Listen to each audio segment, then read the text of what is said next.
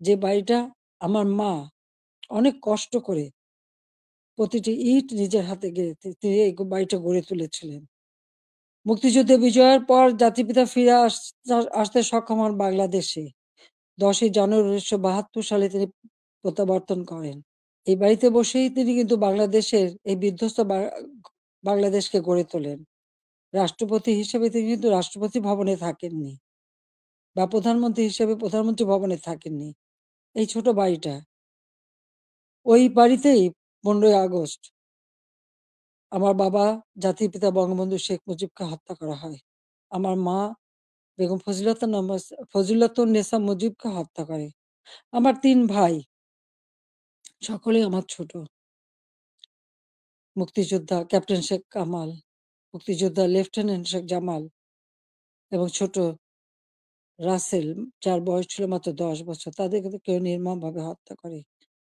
কামাল জামালের নবপরিণীত বধূ সুলতানা এবং রোজি জামালকে হত্যা করে। আমার একমাত্র চাচা শেখ আবু নাসের, তিনিও মুক্তিযোদ্ধা, পঙ্গু ছিলেন। ঘাতকের নির্মম বুলেটের আঘাতে তিনিও জীবন হারান।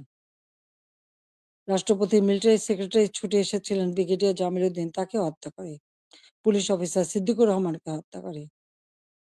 একই সাথে যুবনেতা শেখ ফজলুল হক মনিকে হত্যা করে। তার অন্তঃসত্ত্বা স্ত্রী আরজু মনি, তাকেও হত্যা করে।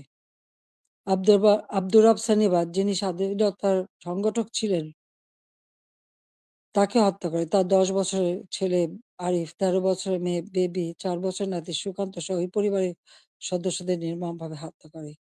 ১৫ই আগস্টে যারা শাহাদাত বরণ করেছে, আমি তাদের আত্মার মাগফিরাত কামনা করি। বাংলাদেশের ইতিহাসের সাথে ছাত্রলীগের ইতিহাস জড়িত। জাতির পিতা বঙ্গবন্ধু শেখ মুজিব বলেছিলেন, ছাত্রলীগের ইতিহাস বাংলাদেশের ইতিহাস।